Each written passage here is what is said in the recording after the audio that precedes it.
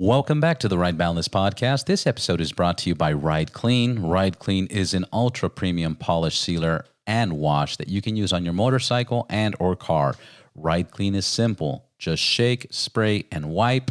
Made in the USA. Visit rideclean.co and use promo code RBPodcast for 15% off. My guest, you've seen him on YouTube and on Instagram, reviewing all the cool parts and accessories we want. He's the founder of VTwinNOW, an online parts and accessory news site. He's based out of Southern California and has been running the website for 8 years and has been a great supporter of Ride Clean. My good friend, Vic Padilla. Here we go.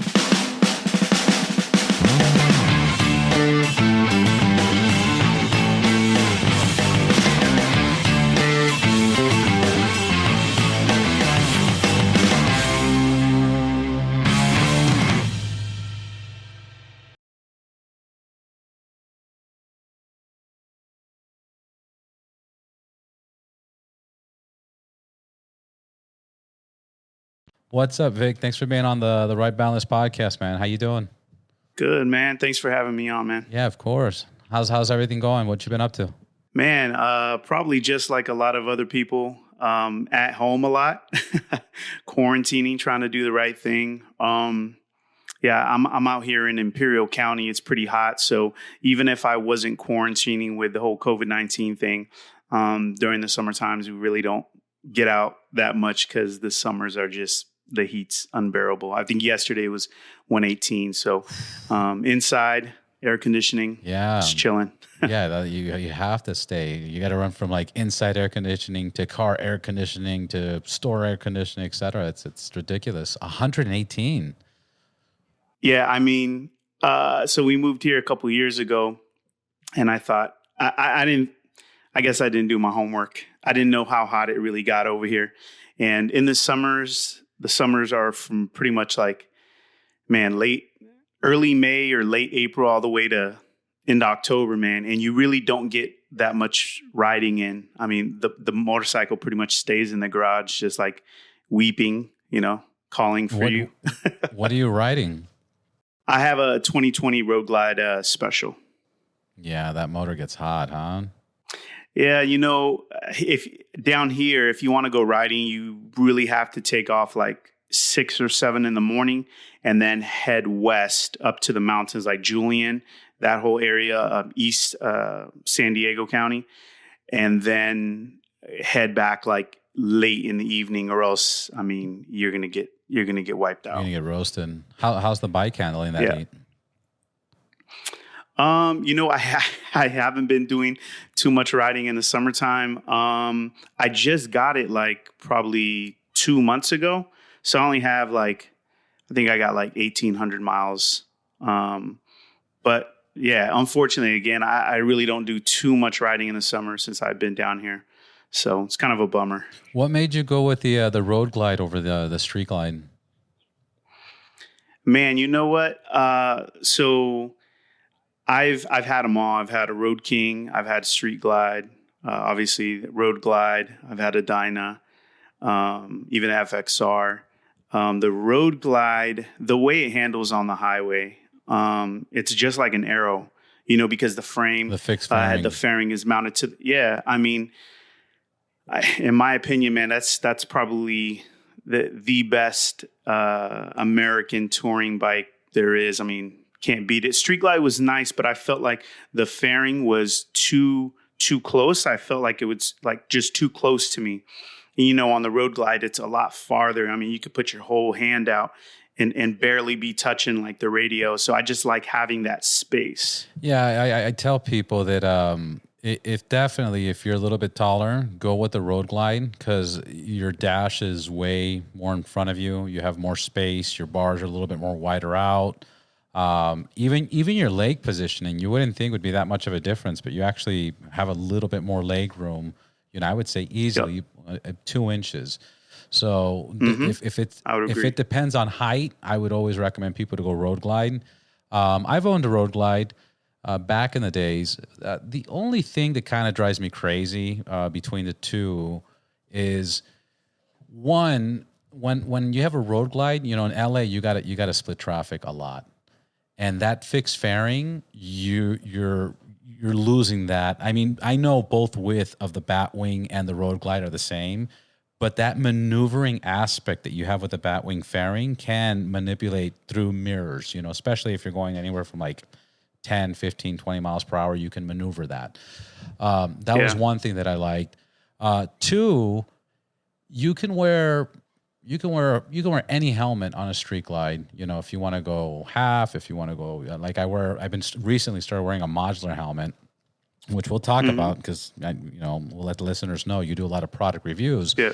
But what I didn't like about the road glide is when you go with the shorter windshield, you're getting blasted with air. I love the looks of the road glide, but when you're doing long runs, if you don't put that bigger windshield, you're getting really blasted with air. And that's kind of one of the main reasons I avoided that over the street glide. But now that I picked up the GSA and I use the GSA for longer runs, and now I'm using my street glide for shorter runs, I guess it wouldn't make a difference at this moment. But right, you know, they're all great bikes. And road glide. Yeah, I can see. I never really thought about it when you were talking about lane splitting with the street. Yeah, maneuvering. Because depending on where you're turning your handlebars, your front profile could be a little bit more narrower. So I guess that would work. I never thought about that, but yeah. Yeah, I mean, again, comparing LA to other parts of California, you're not going to have the traffic that we deal with, obviously. I mean, you probably get some traffic, but here it's traffic all the time, even during COVID-19. Oh, yeah, absolutely. How long you been living out there now? So I've been out here for July 1st was 2 years. I got one more year here, Lord willing. And then I think we're going to relocate to San Antonio, Texas. We've been thinking about it for a while. And, my kids are getting older. The oldest one's already out of the house. The twins are about to be seniors in high school. And my wife and I are just looking for a place where not only where we can survive, but where we can thrive financially. Yeah. So, I love California. I'm from Southern California, raised here, but it's time to move on. Yeah, no, I get that. I have a love and hate relationship with California because there's just, I think everybody does, man. Yeah, like I love LA. I love the city. I love the people. I love our little, bullshit downtown. I love everything about it. But then when I travel to somewhere else and come back, I'm like, man, then I look at our roads are fucked up. Our buildings are old and then everything's overpriced. But it's weird. But I'm addicted to it. I can't leave. I'm not at that point where I'm like, you know what? I'll just move to blah, blah, blah. Because I don't know where else I'd want to live. There's actually nowhere else I want to live right now. Yeah, I mean, I feel you 100%. Man, growing up, Latino here in Southern California, like just the whole culture, lowriders, just the food, the music, everything. I love Southern California. I think for us, just as prior, like we owned a home in North County, San Diego, and then we sold it, and we tried to build, and we just quickly figured out that was going to end up being more expensive than just buying outright. And then once we sold the house, paid off some college loans and stuff like that, and we thought about buying again. And the housing market is just, everybody thought after the crash, it would go up, and it has its cycles where it goes up and down. And I thought that the price of homes would be coming down soon. It's just been steadily going up or holding. So for us, we're thinking about like, okay, what happens when we turn 50? What happens when we turn 60? We don't want to be renting for the rest of our life. You know what I mean? So I think for us, it's definitely not necessarily about the culture. It's more about just, man, what makes the most financial sense. We've got some other family members that have been kind of heading out of California into Texas too. So when we go there, we won't be alone. There'll be some some of my cousins have kind of moved out there I know too. what you're saying, brother. I mean, I literally seen like little mansions, 5,000 square feet with swimming pools for $399. Like, yeah, I mean, it's nuts. It's nuts. I, Yep. And now, I mean, does anything exist for under 400? no. Probably like. Yeah, no, my wife and I are also looking into houses, and even we looked into Arizona, and that is a dream. Yeah. Like, you are surrounded by nothing, but it's great. It's great to see the prices of what you can get for your money. It's amazing. Anywhere in the U.S. Some people always ask me about like some kind of business consulting or investing, and I always tell them this story that I met this owner of a local casino, and this guy was like, I go, where outside of the casino, where do you invest? He was married to one of the people from the casino, so I go, where do you invest your money? He says real estate, and I said, but fuck, man, California's so expensive. He goes, no, bro, I don't invest in California. I invest in Tennessee. I invest in Texas. I buy houses throughout the whole U.S., Robert. I don't spend more than $80,000 on some of these houses that he gets. And he always gets them next to military bases and has a management company run it. And he'll buy a house. He told me, he showed me, bought a place for $70,000 in Tennessee by a military base. And he gets the management company. The people that are based there for 2-3 years will rent it out. It pays his mortgage. Right. The management company takes their 10, 15%, whatever they take. And that's what he does. He's like, I own my house in California, but investment-wise, everything else is outside. No, that's so funny that you mentioned that, because right before this call, I literally was just looking on realtor.com because my wife and I, like we said, we got one more year here. And I was talking to her and I said, listen, we need to start making some moves. We always talked about getting into real estate investment and buying like a multi-unit, like a duplex, triplex, or a fourplex. And I said, let's get into it now. And let's just do it. Instead of talking about it, let's just actually go and do some research and just do it. So I'm currently looking for multi-units right now in my area where I don't know if you heard of the term house hacking.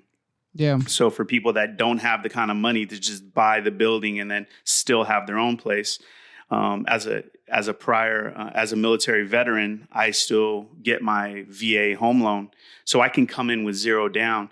And a lot of people don't know this, but yeah, you can actually buy up to a 4-unit building place with your VA home loan, zero down. So what we will do is we will try to find like a duplex or a triplex, come in zero money down, live in one of the units while we rent the other 2 or 3 units out. And then down the road, when I move, then we can either refinance it to a traditional or just deal, or sell it. But that's definitely the route my wife and I are going to be taking in the next decade. I really want to get busy with the real estate investing through the small multi-units. Yeah, of course, you got to do it. So, I mean, that's the American dream. Smart, man. It's the American dream. Let's introduce you to the listeners. How would you introduce yourself? How can we find you? And let's get into what you do. Yeah, definitely. So my name is Vic Padilla. I'm the founder of VTwinNOW. The website is basically, it's a news platform, and we focus on just like parts and accessories in riding gear and things of that nature. So we're not really about the motorcycle culture per se. We're really focused just on like a lot of the new great products that come out, like it almost seems like weekly for the V-twin market. The website used to be known as a couple different things. When I first started out, I think it was called the Bagger Blog. It used to be called My Road Glide before I kind of knew what I was going to be doing with the whole website thing. But it's called VTwinNOW. And we have, we're on the website. We have the whole social media, Facebook, Instagram, Twitter. And it's VTwinNOW.com. .com. Nice. And yep. and fuck, man, what a great time to be in that industry, because the amount of products that exist today is insane. You know, I've had a conversation previously when I was GM at Harley back in 2007, 2008. There wasn't this many aftermarket parts. Now everybody's manufacturing. Can we talk about some of your favorites? Yeah, absolutely. Just kind of to piggyback about what you're saying about, it seems like the market, it just has so many products. You're absolutely right. I think with the whole people being able to actually start affording some of these CNC machines, it really, I think that whole thing kind of ushered in people being able to kind of make these products in their garage almost. You know what I mean? You can get some of these small CNC machines and you can pump out some little foot pegs for pretty cheap in your own garage, assuming you have the right power and stuff. You know what I mean? And I think it's a beautiful thing when just the everyday Joe Blow can have a vision about something and then put it on a computer and then, you know, within, you know, an hour, have a really cool product that he can sell on the web directly to consumers. So yeah, some of my favorite products, man. I really like the stuff from Lucky Dave's. I love what he's doing. He has a very interesting story. So he's a good friend of mine, Dave, from Lucky Dave's. And I like the stuff that, I love the seats by Saddleman. I like the stuff that Kraus is doing. I love the guys over at Joker Machine. I've always rocked a lot of their products. I think they're based out of like Lake Havasu or something. I think they have a really nice collection of, of CNC aluminum parts that are really good quality. Right. So, I mean, there's really too many to name, man. There's just so many people doing really good work. It's never ending. What have you done to your bike? What have you done? What companies have you used to personally fix up? Yeah. So keep in mind, again, this is kind of a newer bike, so I haven't been able to do too much to it. So the first thing I do anytime I get a bike is the handlebars got to go. Like the stock handlebars. When I got the 2020 Road Glide Special, you know, they have those like buckhorn style handlebars. Yeah. And when you're riding it, it seems like it almost feels like a beach bar. Yeah, and it kind of turns like your wrist and stuff. Like, yeah, I know what you're saying. First thing. Yep. So those are the first thing that's got to go. What I did on this bike is I went with the Kraus setup. I didn't go with the Kraus top tree because I didn't have the money for that. But everything else is Kraus. And so that's a really nice setup. What else I do?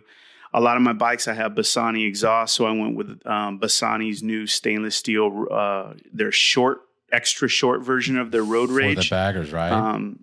Yeah, for the baggers, stainless steel. What are they calling that on there? They're calling it the Road Rage Short or Road Rage Bag? Well, so yeah, they have 3 different variants now for the baggers. They have like the full length Road Rage pipe, which goes, you know, to the end of the saddlebags, just a little bit past it. Then they have like their mid-length one, and then they have a new one that they came out with earlier this year, which it kind of goes, it stops at the very beginning of the bag. You know, I don't know if you've kind of been keeping track, but a lot of this whole performance bagger craze, you've been seeing like shorter and shorter 2-in-1 pipes on these bikes. You know, TBR has a short one. I forgot what they call theirs. Turnout. The end. Yeah, it kicks out a little bit. I think Bassani kind of took note of that, some other companies. And, you know, Bassani came out with their own kind of the version of that. And that's the one I have on my bike. Then I got, I always go with Dynajet. Right. I used to go with Power Commanders. Then somebody put me onto the Power Vision. So I have that mounted on my handlebars and I can kind of see everything that's going on. And then I got a Lucky Dave seat. I always have Lucky Dave seats on there. And some people might be like, oh, you know, he's close to Dave or he knows. The reality is, people don't understand is, and the way my site works is like companies send me products. Yeah. Right. So Dave has always shown support for me since day one. Bassani has always shown me support from day one. So anytime they come out with new products, they shoot them out to me. You know what I mean? So I understand that, but and just, this is between you and me only, right? No, I'm kidding. Everybody's listening. Nah. But just talk really quiet. Yeah. I'll whisper this. Yeah. Does that, realistically, you only review the product you get. You don't really compare it to anything else, right? Right. So if you guys, because what I was trying to get to is you're not putting any other company down other than the company you're just reviewing. Sorry. Right. So people that follow the YouTube channel and watch the videos that I do, because there's kind of two halves to VTwinNOW. You have the news site where just people send me press releases. Boom, I just put them on there, right? The other side is people send me products and I do video features on them. And I think there's a difference between a video feature on a product and a video review on a product. A video review, you're telling people not only about the product, but you're saying what you like and what you hate. Not necessarily hate, but what you don't like about the product, right? You're right. What you dislike about a product. I don't really do that. One is I don't really have the time, as somebody that works a 9 to 5, I don't have the time to review tons and tons of products. Because for any of you guys who've watched the videos, I try to put a lot of quality into these videos. So I'm using, a 4K camera. I have all these different lenses where I get really up close to the product. So I try to make high quality videos, and those things take a lot of time. If I were to just review every single thing people sent me, either my wife would leave me because she'd just be seeing the back of my head at the computer. It just wouldn't work. So the way it really works is I keep my pulse on kind of what's out there, what I like, what I would put on my bike, and kind of like what I could see some of my other buddies put on their bike. And then I contact that company and I say, hey, here's the deal. Here's my websites. Here's my followers. Here are the quality of videos that I put together.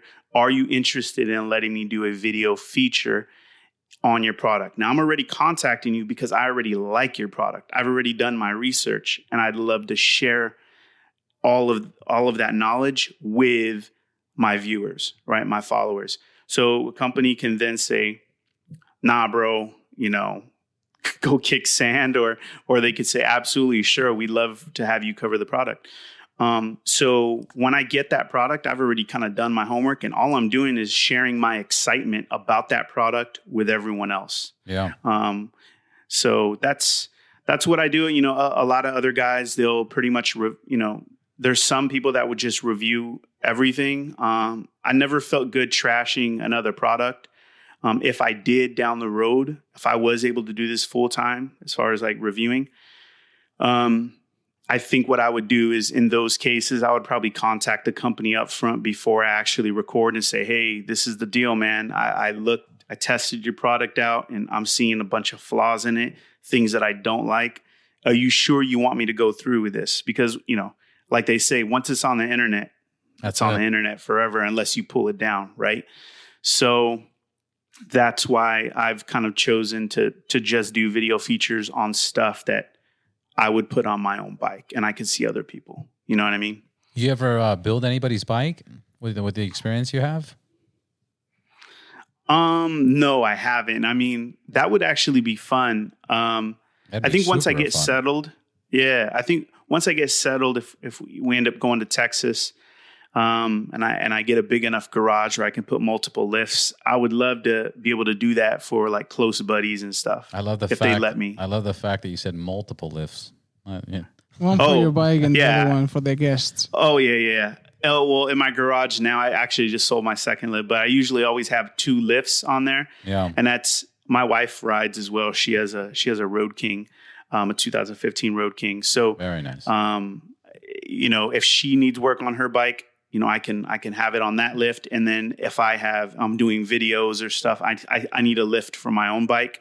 And two, man, I hurt my lower back when I was in the military, and so I can't be like laying on my back, like bending down, wrenching on my bike anymore, man. My back, like after 5 minutes, it'll just go out on me. So I need to be like sitting on a stool with the bike lifted up in the air. That's the only way I can do it now. Well, it looks like a viejo. So it looks un viejito, no? Un anciano. How old are you, brother? So, bro, I'm 41. But I feel like I'm older. That's young as hell, man. Yeah, Robert is older. You were talking about like your older one already. He's out of the house. The other ones are going to be seniors. Oh, man. Come on. Yeah, bro. I started at 12 years old. Holy shit. Yeah, so, the typical Latino. Yeah. No, I know. Exactly. We beat up our bodies when we're young, and then we pay for it around this age. Then we pay for it. So, yeah, man, having two lifts is... having a motorcycle lift, like the drive-on lifts, those are great, man. Got to have one. Yeah, I was actually looking at one of those. I mean, it's the only problem with that is that if I were to get one, people like this, I'm pointing at Jaime right here. This fool's like, hey, do my oil change. Oh, bro. No, he'll actually do my oil change, and he'll do his, and then he'll bring everybody else's. So what he was going to say is people like this, and he would point at me, would be comfortable doing my service at my garage. Yeah, pretty much. Pretty much. Go ahead and buy it, bro. Yeah, you should do the Jaime move, man. This guy, like, we're talking about customizing other people's bikes. Jaime loves spending other people's money and customizing their bike, which is so crazy. I mean, you don't have to because you get products to review, right? But every time I want to check out a product, I just have to convince a friend to buy it. So he can test it. So they buy it and I customize it. And then I was like, hey, how do you like that? Yeah, which is cool, which a lot of times it works out because he's done so much research on it that he'll be like, hey, you got to try this product out. I don't know if I want to get it yet. And then that person will buy it. And most of the times it's good enough that we keep it. Yeah. But every now and then we buy a product that's like, fuck, why did I get this? I live through them. And then he gets the better one. It's like, good one. Yeah. Good move, brother. Yeah. Yeah. You use them as the little science experiment. That's smart. Yeah. But, another aspect to the whole having the lifts in your garage is, man, I don't know about you, but to me, there's nothing better than chilling on a Friday night or a Saturday night, listening to some music in the garage while you're wrenching on your bike, or even just cleaning it, and you have your buddies over and they have their bikes over and you're like tinkering around with their bikes. I mean, that's a dope weekend. That's a dope Friday night. You know what I mean? I enjoy that. It's very relaxing. Barbecuing. Yeah, exactly. You have some hamburgers or hot dogs or carne asada or something on the grill, just chilling. The dog chilling right next to you. Man, that's I love that stuff. That's funny because a lot of us agree with you. The friends, barbecue, wrenching on the bike, having some beers. Jaime wrenching on the bike. Jaime wrenching on the bike. And it's like it's those simple things in life that are amazing. And then women just like, they want to go to a strip club and they want to go out. Like, no, baby, like I want to just be in my garage. That's it. Like that's what life's about. Yeah. So how do you manage that with your moves? Because one of the things that is holding me in LA is that now for the last 3 years I've managed to make friends, and now my wife is like, let's move to Orange County, and I was like, nope. I'm not going anywhere. Yeah. Oh, geez. So you mean, well, I hung around a lot of guys in North County, San Diego, and it was kind of hard moving out here where I didn't really know too many people, but I'm a pretty social dude. Like I make friends pretty quickly. And, with motorcycles too, it's easy. Like you spot guy. Yeah, exactly. You pull up somewhere and you see another Harley and you just start talking to them and you make friends really quickly. So I've made a number of friends down here. And it's funny, like when I met them, they had like older Harleys. And they were still working and stuff, but like 92s or whatever, electric glides or whatever. And, they see me what I kind of do with my bikes and stuff. And now all of them have 2020 Road Glide specials. So we're all mobbing around Imperial County. And no, I'm familiar. It's cool. I'm familiar with your situation. That's this guy. He just sold everybody 6 BMW GSAs. Like, I don't know. That's my next bike, bro. Is it your next bike? Well, I'm the GSA, the GS 1250. That is the next bike I want to get. Just to be clear, real quick, just for the people listening, you brought that up on your own, right? Yeah. Okay. Yep. Okay. Talk about your next bike. Yeah, that I've been doing a lot of research, and here's the thing. So recently, my wife and I, we bought like a travel trailer. One, because the whole COVID-19 thing, everybody's stuck in their houses. They just want to get the hell out, right? Right. On the weekends. Not only that, but the heat, we just want to get the hell out and go somewhere cooler. But I don't like sleeping on the ground anymore. You know, when I was younger, when I was a young buck, I could do all that now. It didn't matter. Glamping. Yeah. I want to sleep on a nice bed. I want to be comfortable. So we've been going out camping like every other weekend.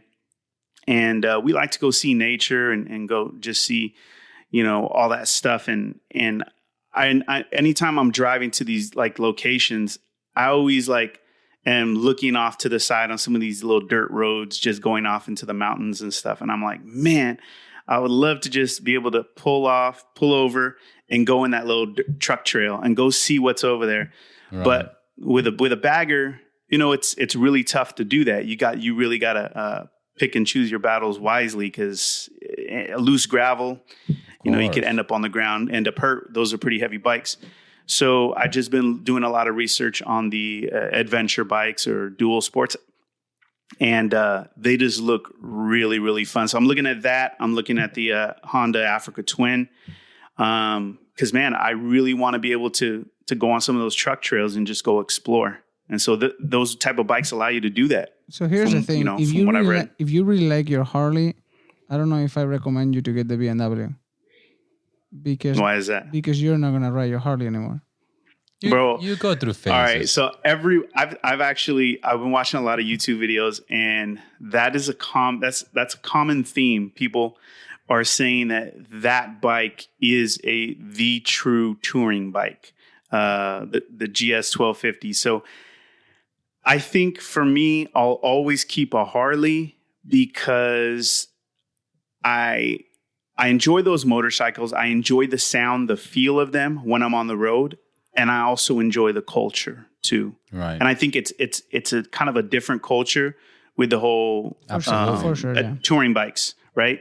So why not have the best of both worlds? You know what I mean? Keep that bike, and then that way I can continue doing my things with the V-twin market.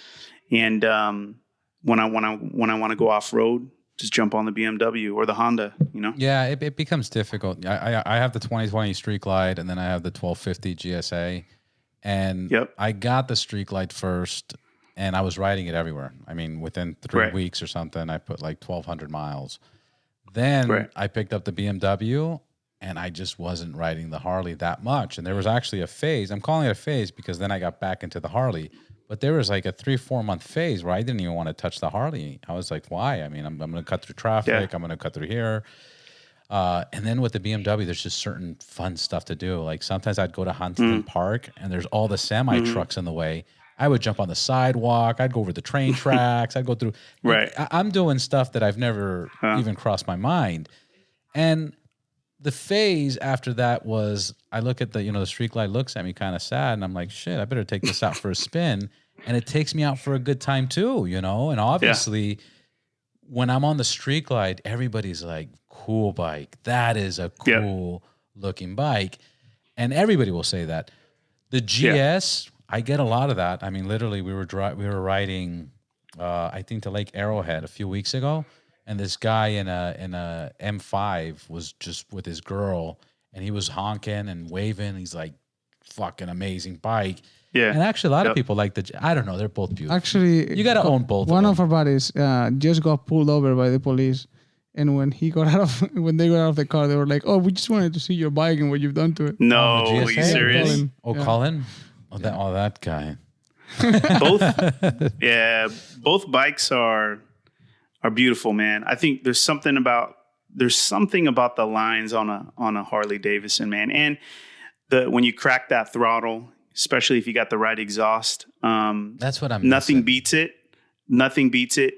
But as far as pure comfort and technology, like the intersection right there, I think there's a lot to be said for those type of bikes like the GS 1250. They're just, man, they're I've heard nothing but good things about those. So they're beasts. Yeah, like I said, man, you just because you jump on, a BMW doesn't mean you got to ditch your Harley. You know, if you're in a financial position to keep your Harley Davidson, I say keep your Harley Davidson. And there's a time and place for everything. But you know, some guys get really divisive when you start talking about brands and stuff like that. I've just never been that type of dude. Right. But most people are not. My conclusion between the GS and the Harley is, if you're looking for lifestyle, if you're looking for a bar hopper, if you're looking to, you know, meet and socialize, you know, stop by the dealership and hang out, which is all fun things, get a riding crew and have that experience, definitely go Harley. It's a lifestyle bike, 100%. But once you get more riding experience and once you've ridden a lot that your ass hurts, you know, and you want to go on further rides and you want to go off dirt roads and you want to go now more for adventures versus, you know, local or just car, you know, because I know people on Dynas that, you know, rip the canyons, 100% badass. But if you want to go state to state, shit, if you want to go around the world, you know, then you get the GS. Yep. Well, for example, we were going to maybe try and attempt to do this episode, and we were going to write to you and surprise you and just show up there to do the episode live. On our BMWs, we probably would have done it. Yeah, I'm not going to do that in my Dyna for sure. You know? Yeah, 4 hours. I think, you guys would have died in Palm Springs. Probably. Oh, you have to get the Palm like Springs through your place, yeah. Yeah. No, you could have made it physically. Well, yeah. If it wasn't the summertime, I would be like, man, that would have been a cool ride for you guys. And but is the suspension? I mean, what are the type of things on those bikes that are just that you feel are superior to like a Harley touring bike? What's the first thing you guys noticed? Look, I'll give you a simple analogy. A Harley to me is a sexy ass hot rod. It's a classic, sexy hot rod. It looks nice, it feels nice, but the suspension's a little stiff. The handling's, you know, a little heavy. The ride is not as smooth. The motor's a million degrees, especially these 114s. They're a million degrees. And it just handling and performance is just not there. It's to me, it's a bar hopper. Yeah, I know people go to Sturgis. I've done, you know, long rides, but the BMW to me is more like it's like comparing an Audi Q8, a 2020 Audi Q8, and a hot rod. You know, what are you going to take to Palm Springs and cruise down Palm Springs, and what are you going to take and ride to Montana to Yellowstone and back, and not worry about having another week and a half of recovery. Yeah. But technologically, actually, to the question that you were saying, well, I feel a lot safer, for example, because it has like combined brake, you know, and it's all electronic. So when you hit the brake, it already by default brakes 60% in the front, 40 in the back without you touching the back brake. Or 70-30 or 50-50. And then you put it in raid mode and it changes the percentages so you're safer. So then you have a traction control. So it has full-on traction control, which Harley, I think, did start adding as an option. Traction this control. Year, I think, right? Yeah, for a first gen. But, you know, they've had traction control for a while. The weight, the tank is 7.8 gallons. The suspension that you can it's electronic also, so you can bring up 2 inches or down 2 inches. You can raise your suspension, you know, and it gets hard if you put it in Dynamic Pro. It gets stiffer, so you can do canyons. I mean, it's just a whole bunch of electronics that you don't. Yeah. That you're years away. Right, and the list goes on. You know, the boxer motors, and you got the engine guards, and you can go completely off-roading. I mean, it's never ending. But my end conclusion, my end result would be that if you're looking for something to just fucking escape, just really escape, you go with that, and there's no limits. If you're looking for a lifestyle, you know, because I know there's a lot of people that just got into Harleys and they're like, oh, Harley fucking Davidson, there's no other better bike. And it's like, brother, there's a lot of nicer bikes, but I respect the HD tradition. I love Harleys. Yeah. I can't get rid of my Street Glide. I'll never get rid of my Street Glide. And guess what? Maybe I will pick up a Dyna Lowrider, the new ones. You know, I had the older one with the suspension, but now one of the new ones. there's still many Harleys I'll still buy. Right. But I mean, performance, like we were talking about doing a podcast with our next guest, he's in Yellowstone. And we're like, fuck it, let's just go to Yellowstone. Yeah, we mapped the trip. Yeah, let's just that'd be a dope ride. That'd be a fucking great ride. Like there's the difference is if I did a full day of riding my Harley, when I got back, I'm drinking a beer and I'm going to sleep. You know what I mean? Absolutely. Yeah, for a day. For a day, yeah, for a day, and you know, and with the BMW, with the GSA, I can ride 6 hours. I can ride 300-400 miles locally, messing around through the canyons, Angeles Crest, BCH, get home, jump on a computer and work, or whatever the case. Yeah, 3 weeks ago I went to Yosemite Park, and I rode straight from LA to in one gas tank, by the way. Because they got like 8 gallons. 8 gallons right? of gas, yeah. 7.8. That's crazy. So I went there, and it was 5 hours and a half. And when I got there, the first thing I did is get on my bike and go to a restaurant and keep riding. Wow, that's impressive. Which with my Dyna, which I also have, I would do 2. You'd be beat up. Yeah, I would do 2 hours and go home. Yeah, and I know there's a lot of people listening saying, "Oh, you'd get beat up on a Dyna because you're a pussy," but it has nothing to do with it. I've done 1,000 miles in one day, and you're like, well, right? It has nothing to do with it. If you're while riding, they're sipping their latte, right? If you're riding as long as we've all been riding, you just get there's just certain comforts that fuck it, it's more comfortable. How long have you been riding? So I started riding in 2010. My first motorcycle was a Dyna, but I quickly went from like a Street Bob to a Road Glide Ultra. Shortly after I went riding to, where do we go? Went to like Santa Barbara. I met my uncle who lives up in La Habra, and he's been riding all his life. And so I remember riding up to Santa Barbara, and he's on his Street Glide, bumping salsa music, just like chilling, enjoying it. I'm getting beaten up on this Dyna. I didn't have no windshield, no little fairing, nothing, just kind of eating all the bugs, getting blasted everywhere. Yeah. And I'm looking at this fool, and he's just like chilling, listening to music while he's riding, one hand on the handlebar. Cigarette and in I was his like, mouth, damn it. Drinking a beer. Yeah, exactly. On the computer. And I was like, man, I need to get a bagger. And I had that Dyna for probably 8 or 9 months, traded it in, got a bagger, and never looked back. Yeah.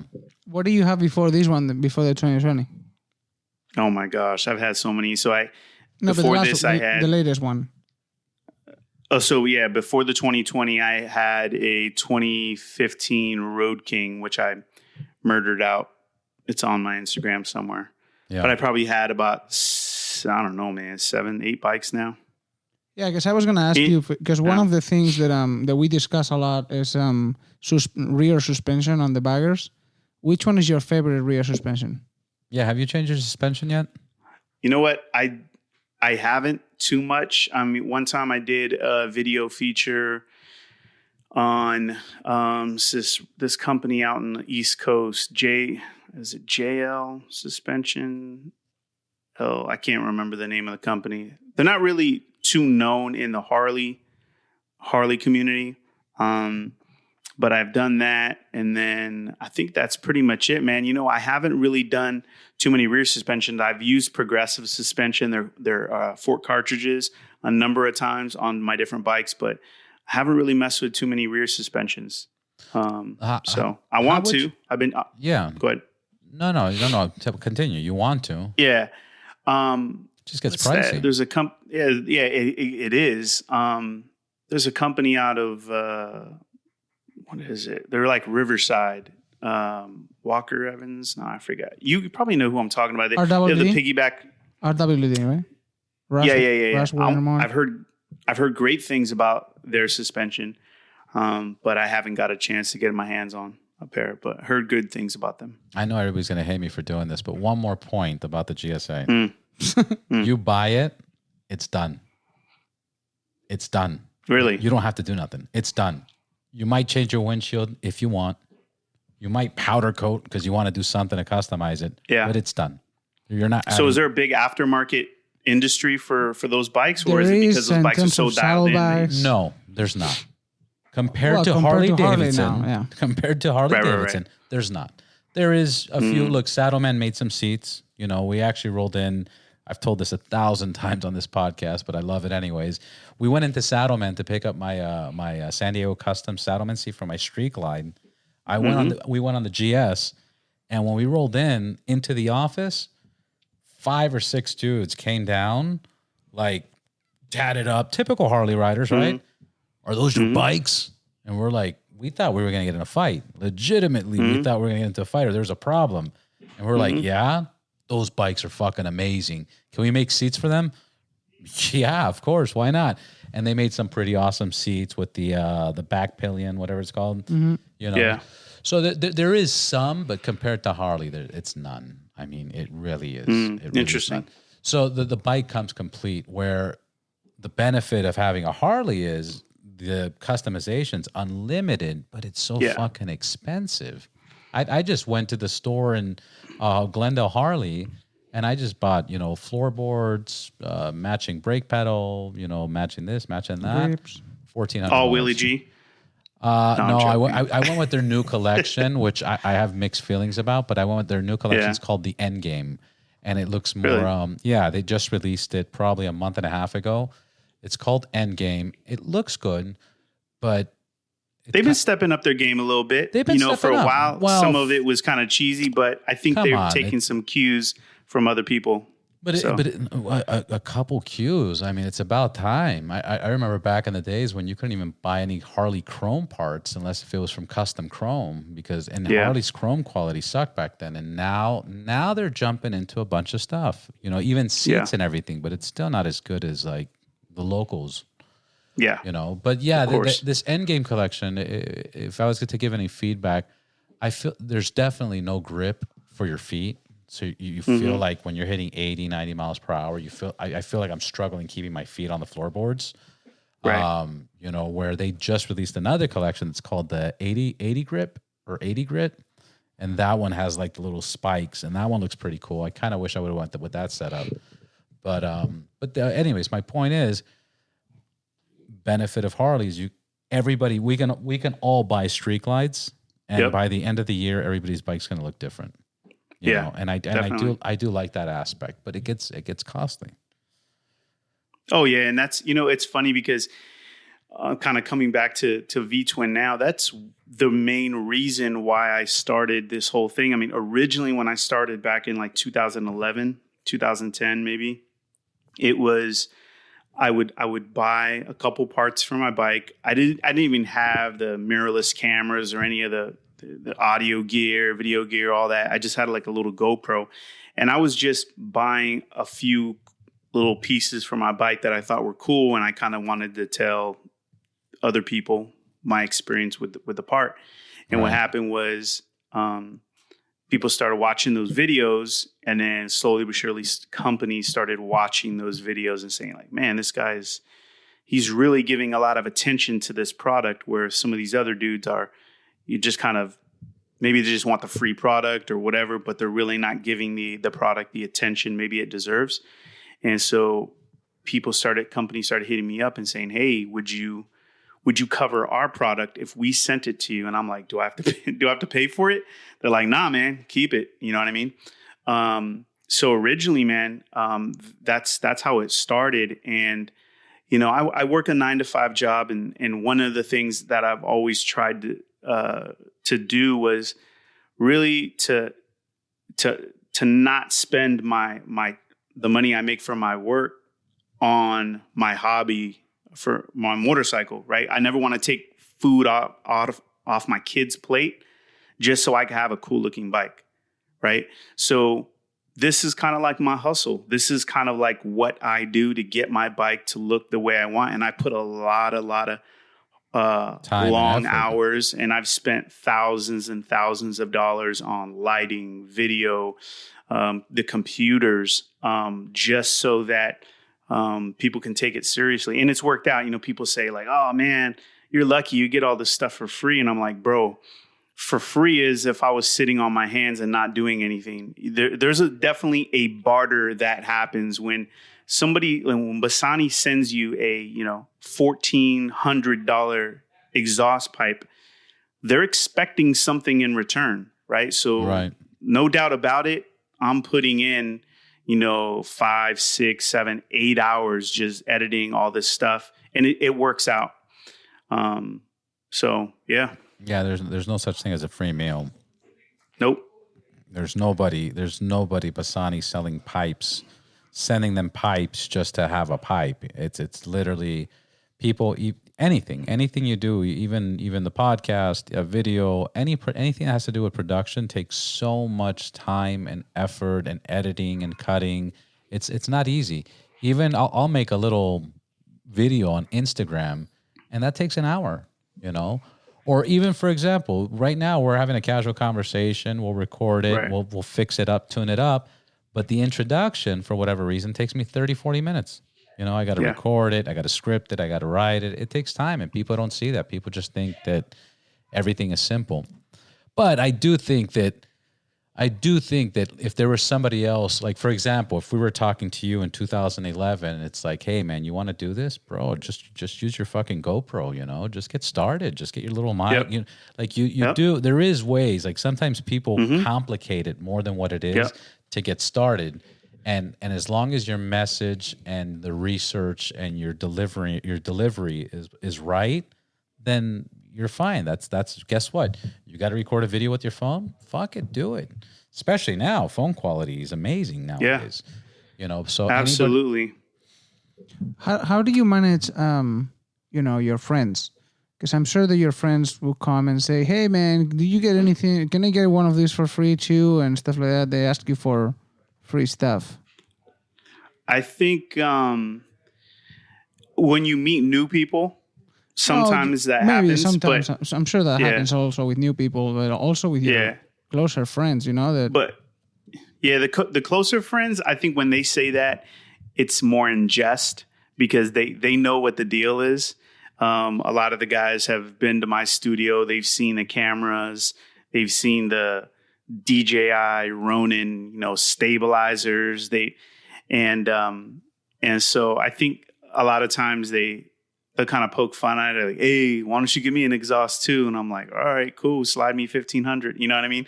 But so I think they're saying it in jest, but every once in a while, I kind of, unfortunately, I feel like I do need to kind of educate them a little bit as to the reality, because with this whole social media influencer thing that's going on now, I think companies have become jaded a little bit because there's so many people calling themselves influencers and stuff, and they kind of get a bad taste. Like, everybody just is hitting me up for free stuff.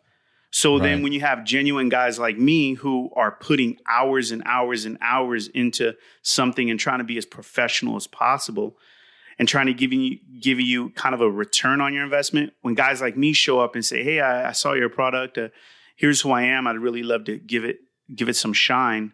Sometimes you get blown off, just like some of these little new jack kids that just came out of the woodwork, that are maybe do a couple cool wheelies and stuff.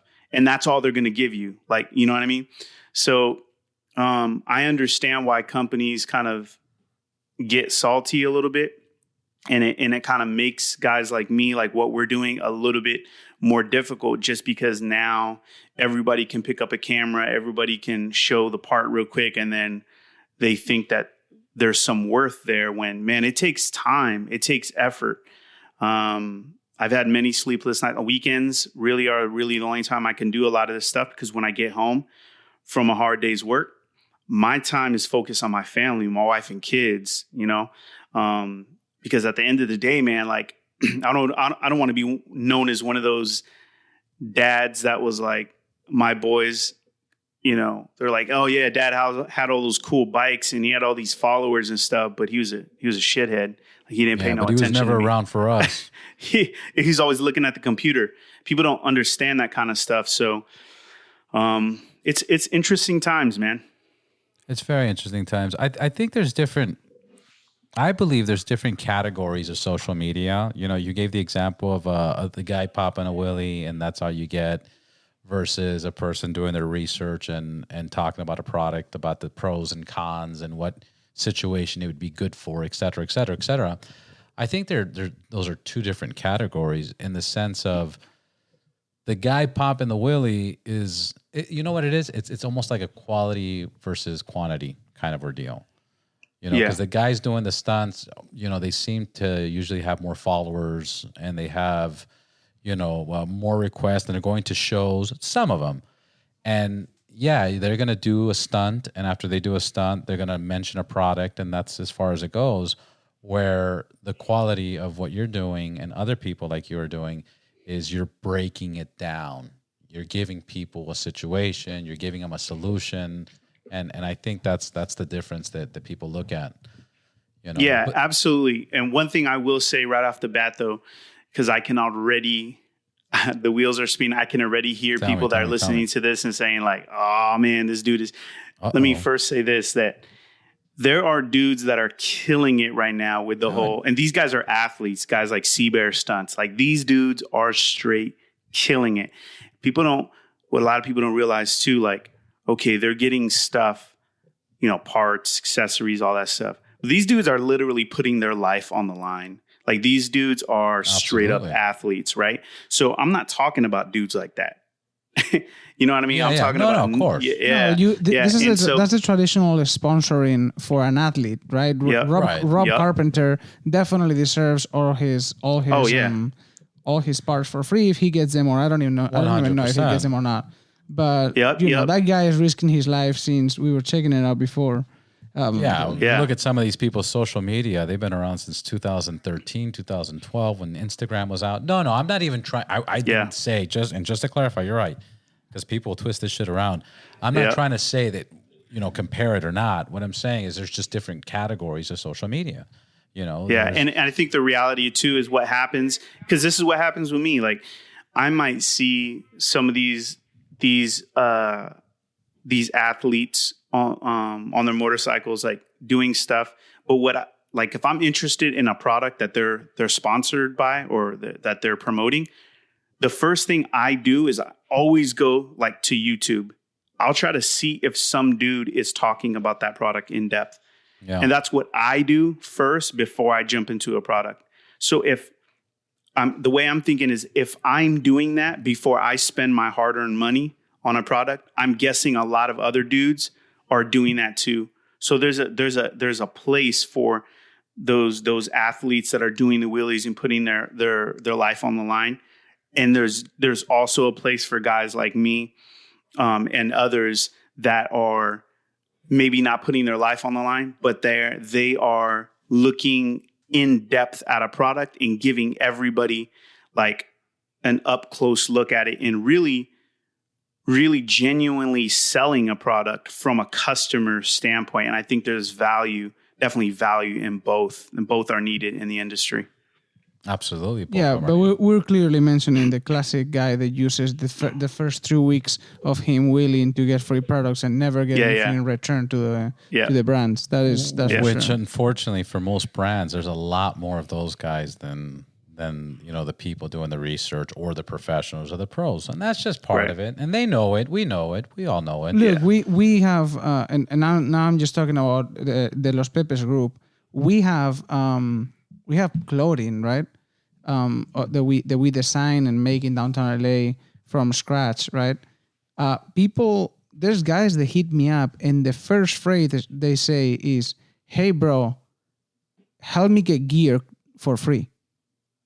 And that is the introduction. Not even his name, not even how are you doing, or their followers or their quality. You have no idea the amount of people that does that obviously straight up no response. I can imagine. And we are nobody. We have like 7,000 followers, but it's incredible how people find you, go through the feed, see that we tag people, which means that we, you know, are somehow involved with some specific brands or something, and they just attack like if it was, you know, a free for all or whatever. I believe it. You know, I think it's just I don't know if it's a trend, but man, it seems like this younger generation, man, here I go talking like old head, us old heads sitting those young bucks when I was their age. But it just seems like people aren't willing to put in the work to get what they want. Everybody wants the handout. They want quick, free now. And, it was a couple years of putting out videos and spending money on camera equipment and lighting and learning how to do all this stuff before I got my first $1,000 part, before Bassani says, hey, we like your stuff. Here's this pipe. Please cover it. You know what I mean? It took a long time before that happened. 9 years. I get no's to this day. To even now, like, people say no to me straight up. And so a lot of people don't think about that kind of stuff. You know what I mean? But how many subscribers do you have in YouTube now? So on YouTube, man, I probably have like not very many, man. I got like 3,000 on YouTube. But the main thing because of that is, you know how there's people doing vlogs like every week. I'm not posting every single week. A lot of the stuff that I do takes a lot of time. It might take me a week and a half just to do the editing and production of it. You know what I mean? But it's interesting you say that because I've thought about changing up the style and the frequency of my videos. If I'm doing high production all the time, I'm never going to be able to put out videos like every week, like some of these vloggers where they just kind of get in front of a camera and talk and then boom, that's it. So I've been thinking about mixing it up where I have my high production stuff, right? And then I have short my reviews vlogs or something like that. Yeah, just content. So, yeah. And on Instagram, I think I'm like, I don't know, man. What is it? 4,000 or 5,000. I'm on Twitter. And then I have the website, and I should be keeping track more of the stats on the website, but I really don't go in the back end that much. You know, the website's interesting because people aren't visiting, at least from the way I see it, people aren't visiting websites as much as they did back in the day. It's like everybody gets their media from apps. Right. And social media. Phone. Yeah. So most people, like, if they're going to get information about a product, like even if I push it on VTwinNOW's Instagram, like they're really not going to go to the website. They might go to YouTube to see if I did a video on it. But I asked the question a while back, I think about a year or so ago, and people were like, nah, man, like, I'm just getting my stuff from my phone, my social media. So I don't know what the future of that website's going to be. You know what I mean? I have some friends that are fashion bloggers and stuff, and they all started with their blog online.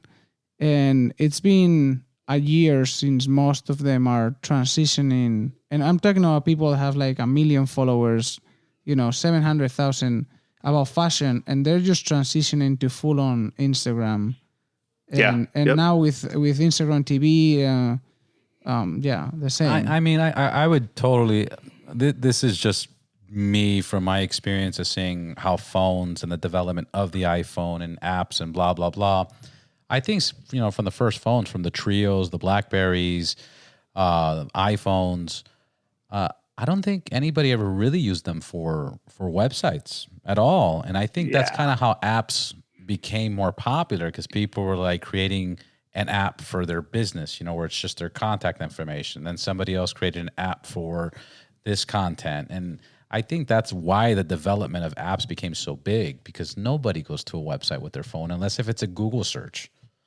Yeah. So one of the things I did about a year and a half ago is I moved away from a traditional website, like a WordPress website where it has a content management system on the back, to what's known as I think it's a WPA. So my new website looks and operates like an app. Like if you go to VTwinNOW.com and you visit it from your phone, Right. It looks like a web app, and it's built.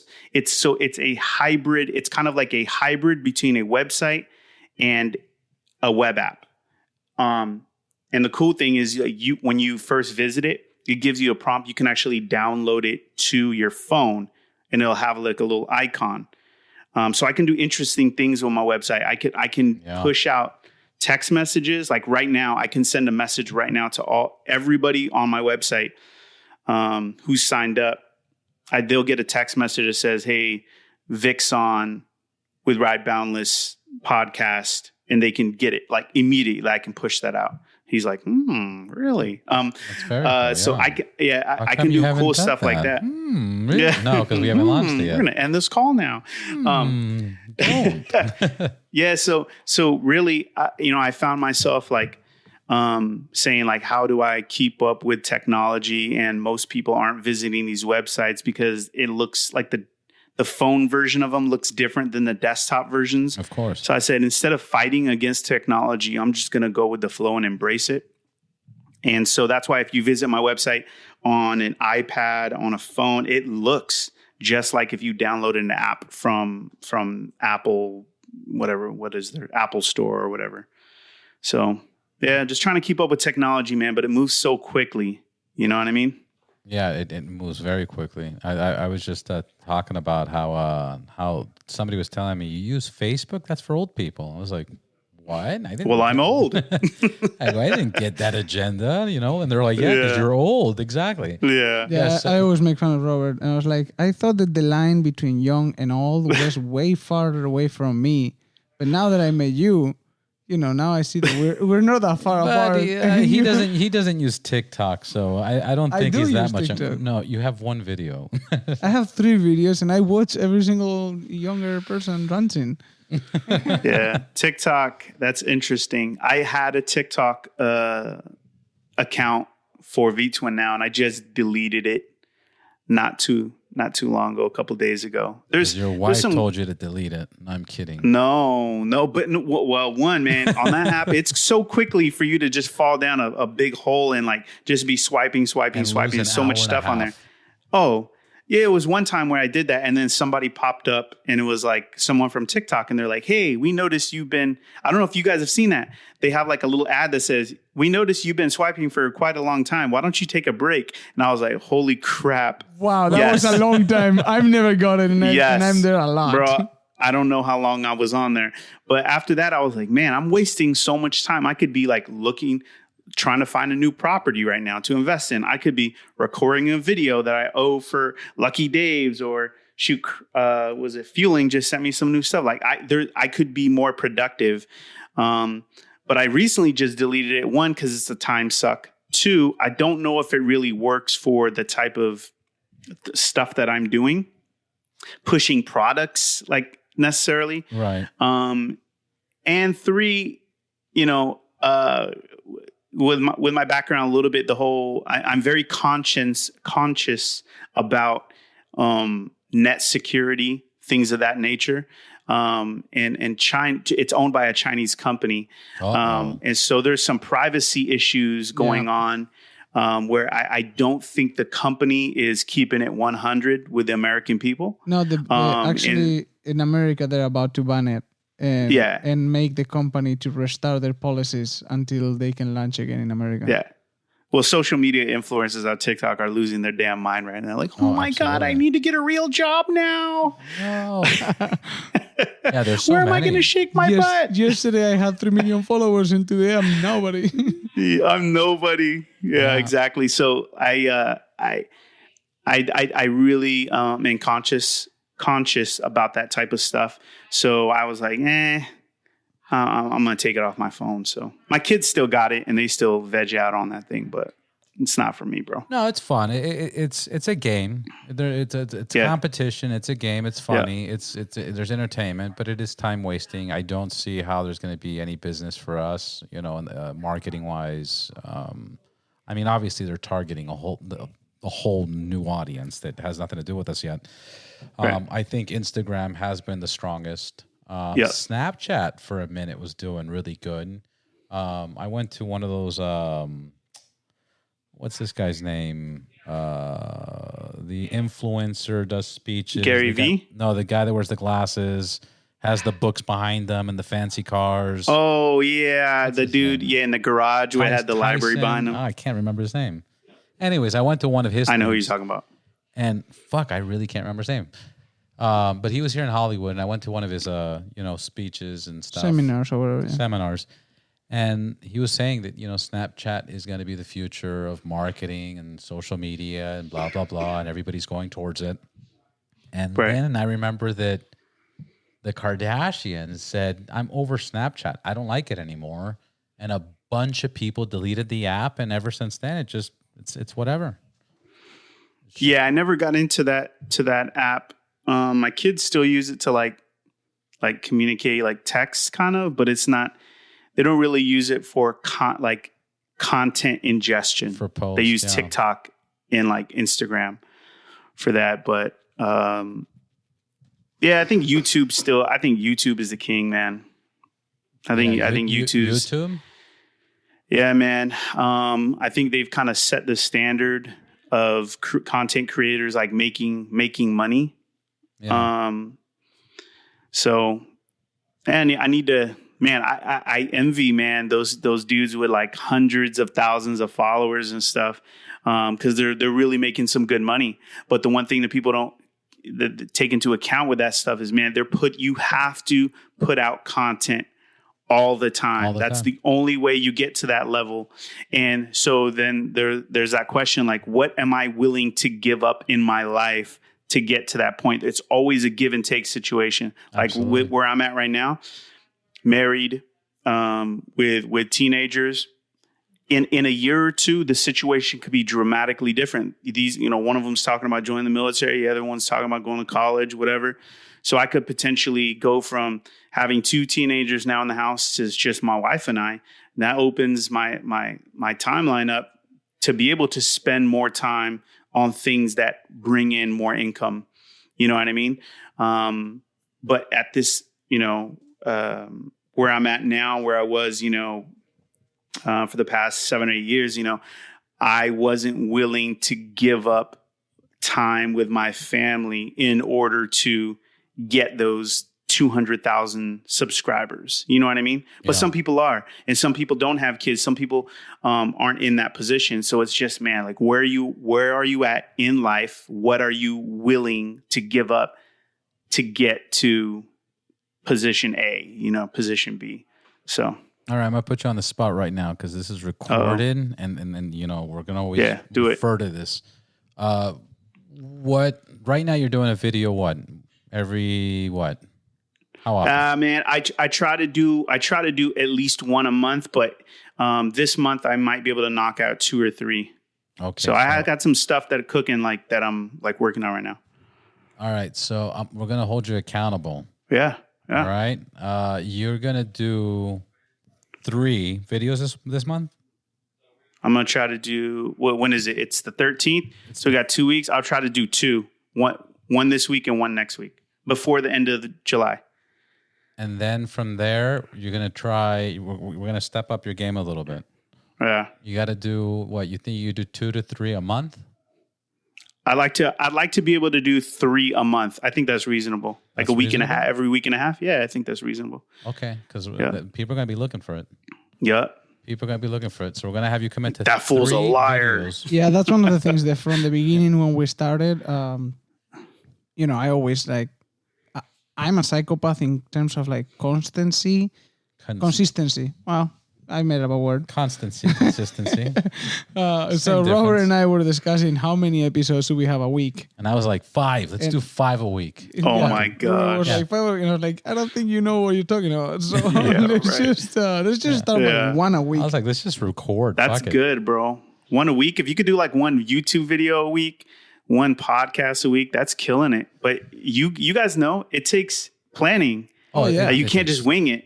Yeah. And not just that, and the same for you. I'm sure it takes some time, and it doesn't depend on you always to see how long is it going to take for the part to come.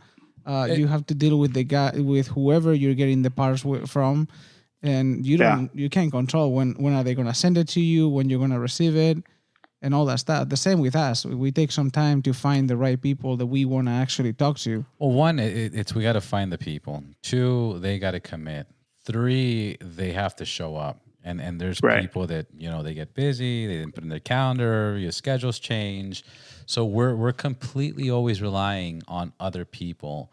We're close to episode 20, 21, and there's been weeks where Jaime will throw it in my face and be like, bro, we're 3 days away from failing. We're 2 days away from failing.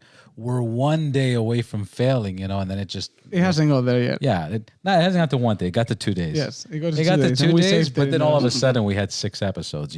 Yeah. So, but it's a struggle. But the point is you got to commit to something, and you gotta push yourself because. You're right. Some people don't have kids, but some people have more kids. Some people don't have a full-time job, but some people have 2 full-time jobs. And people that are going to commit and make it happen, they execute, they make their plan, they commit to something, they do it. And you and I know, well, I don't know, but that you could probably do 3 instead of one a month. Oh, yeah. 1 a month is your minimum requirement. So that means you're living up to minimum expectations of what you're trying to deliver. But if you boost that up to 3, shit, like you just said, your content is what people are looking for. Last week, because we've been being continuous, I'm happy to say we got to position number 60 in the United States in the automotive industry of podcast. We were number 69. And I'm talking of over 10, 12,000 podcasts, if not even more. It's probably 19,000, so to be that high up. But the only reason we got to that point is because it's consistent. And also so the consistency is not just every often, it's also same day, every week, same time.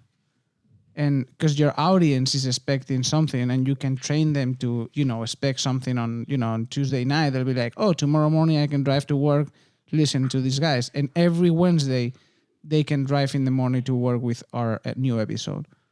Right. So... Yeah. All right, so again, we're gonna put you on the spot. 3 episodes. What do you? 3 or 2? No, he's doing 3. Well, he's doing 2 this month because we're in the middle of the month. We're already halfway. I don't want to force him too much. Next week, no, I want to force him so he can look at me and either say "fuck you" for making me do this, but I did it, or I didn't do it. So you're gonna do 2 this month. You're gonna finish the month of July with 2 more videos. Did you do one yet or no? Yeah, I just put one up 2 weeks ago. Right, and that was the Road Rage. That was the new short pipe. So what I got coming down the pipe is I'm working on one for Memphis Shades. They sent me out a windshield for the Road Glide. Nice. Then I just have got one from Memphis Shade too. Shout out to Memphis Shade. They make dope stuff, man. Big supporters of our website. And then I got a Lucky Dave's just came out with a brand new seat called the Get Lucky seat. Which I'm really, really liking. And I think a lot of people are they're going to like the video feature, man. It's a really cool seat, great product. So I'm doing that. And then after that, Fueling sent me their vented dipstick. So I'm going to be checking that out. So we'll have some cool content. So the dipstick, I guess when you start the bike, there's a lot of pressure that builds up in the motor. And so this dipstick has a vent in there. So it lets the motor breathe a little bit better and it prevents, I guess you call it blow-by blow-by in the motor. And so it's just better for the engine. So they sent this out to me and I'm going to be checking it out and letting people get the up close detail on it. Please do that. And I really appreciate, I really did like the Bassani video you did. And thank you, brother. Because I'm in that phase right now where I'm trying to figure out what pipe to get. And my 2 runner-ups are TBR and Bassani. I'll let people know what I get when I get it. But your video, I was like, fuck that. The Bassani looks nice because they did a new Road Rage 4. I know. Yeah. They're clean, bro. I've seen it. Yeah. So I want to hear anything you have for the bagger. I'm a client. So I'm interested. So get that, get it out there. What about the website? How often do you post stuff on the site? I used to post stuff every day. These last couple of weeks has been slow. And that's a couple things, not making excuses. People send me press releases. Sometimes it's dry. You know what I mean? Sometimes I don't get any press releases from people. Other weeks I'll get like press releases every day. And that's, they're only sending press releases when they come out with a new product. So new products aren't coming out every single day. So the onus is on me to go out and try to like find stuff. So on Instagram, I'm typically on there. I usually post once to twice a day. So that's, if you check out my IG, VTwinNOW on Instagram, I usually post or reposting new products there. And what I try to do is get more pictures from the company and then post them on the website. But hey, because of this conversation, every single day from now on, every single day, because that's really easy, man. That stuff only takes probably 20 minutes. Yeah. You know what I mean? Just copying and pasting, putting some links. So yeah, man, this is good motivation. Jeez. Yeah, that's the whole point, man. The whole reason I created this, the whole reason Jaime joined me in creating this is because, we're motorcycle enthusiasts. Yeah. There's a lot of people that I like their entrepreneur, side of doing things. Yeah. And it's to hold each other accountable. That's all it's been. I mean, I was kind of doing this before the podcast just with friends, but now this is at a whole new level, and it's an honor to talk to people like you and see. You were the motorcycle Tony Robbins for them. Damn right. Damn right. But the Latino one, Without the $5 million though. Yeah, soon. I hopefully in the next 10 years. Yeah, exactly. Yeah, no, but that's the whole point. The whole thing is, if we can inspire with, like your videos, you don't have that many subscribers right now, but if that one or two, if you get 5% of your people that actually buy the pipe, that the company's happy, you're happy, everybody's happy. If Absolutely. we get one or two listeners that change the way they do things, or makes them a better rider, or makes them get a better purchase, whatever the case is, then it was worth it, right? Yeah. That's why we're investing and spending this time in there. So, and now having you be accountable for something and setting up some new goals, it's exciting, because we're all going to watch Everyone you, wins. That's right. We're all going to watch you, but don't fuck it up, please. Don't fuck it up. No lo cagas. I know where you live, sucker. Yeah, I do know where you live. And then how did we meet? Let the people know how we met. Yeah. Okay. Were you at the AIM convention? Where did we see each other? AIM Expo in Vegas? AIM Expo. I was in AIM Expo in Vegas.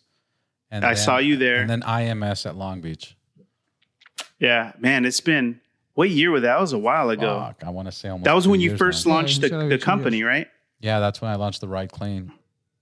Ride Clean, and then you were hooked on the bottles, and thank you for the support on doing those posts and reviews. Oh, anytime, man.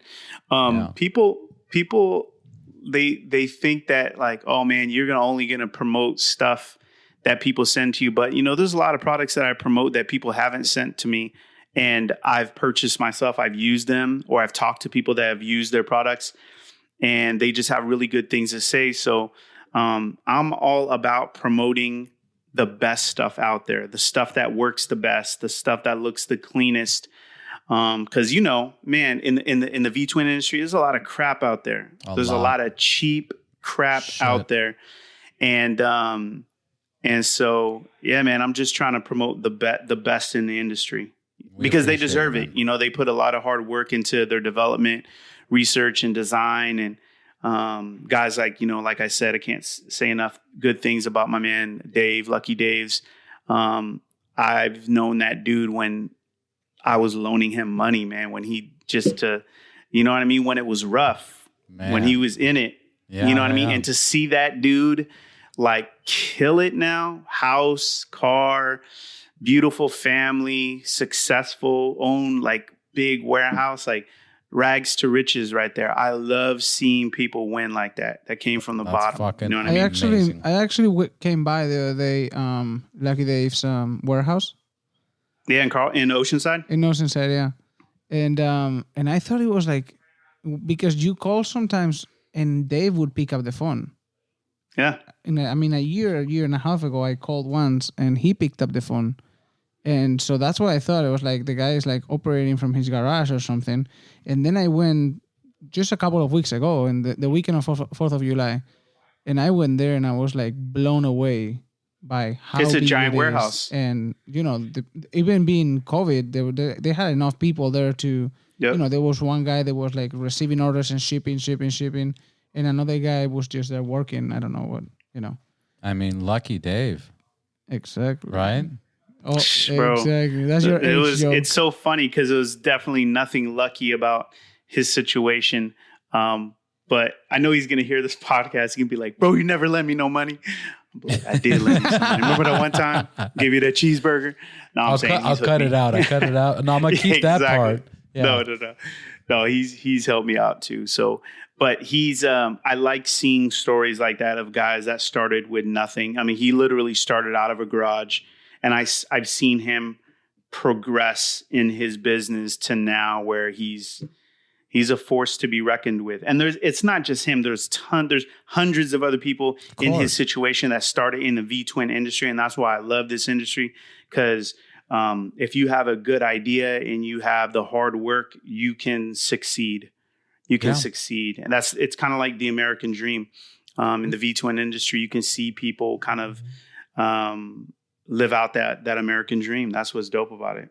Yeah, there's the reason you're here, the reason I'm here, the reason why Jaime and I met, the reason Los Pepes, the reason a lot Ride Clean exists is because the VTwin community, they're loyal. Yeah. They're very loyal, and they see the value on the stuff that we do, and that's why we're able to do this and enjoy it and have fun and bullshit and talk and because of the community. So and that's one thing that Harley has very strong. They have a very strong community. Yeah, absolutely. So cool, brother. Hey, one more time, let everybody know where they can find you. And then one more time, what are you committing to? Cool. So the website is VTwinNOW.com. Our YouTube, if you just type in VTwinNOW for Instagram, Twitter, Facebook, YouTube, you'll find us. We try to post stuff daily, depending on the different platform. We do a lot of cool videos, and because of this podcast, you will start seeing more content posted frequently. And if you guys want to get in touch with us, just hit up the website. We have a contact page on that, or you can just DM me. You can DM me on any of the social media platforms. It's a one-man show. So I know a lot of times in the videos I say we, but it's kind of like we, the business, but the people. Yeah, but it's all me right now, bro. Hopefully down the road that changes. I would love to grow and maybe have some employees when the income starts rolling in. But right now it's just me hustling, bro. Good job, bro. I'm proud of you, man. Thank you. Yeah, really nice I love what you guys are doing, man. You guys are killing it, man. I love what you guys are doing as well. Thank you, bro. Let's support each other, man. Anything you need, Definitely. let me know, and we'll do this again. Cool, man. Good talking with you guys. You too, brother. Yeah, you too, man. Bye. All right. Bye. And that's a wrap for this episode. Thank you, everybody, for listening to the Ride Boundless podcast. Make sure to like, follow, and subscribe. More importantly, share. If you know anybody that's in the motorcycle or car industry or is a fanatic or whatever the case is, let them know about this podcast. Sharing is caring. If you've already subscribed, thank you. If you haven't, make sure to do it. Until next week, ride safe, ride hard, ride boundless.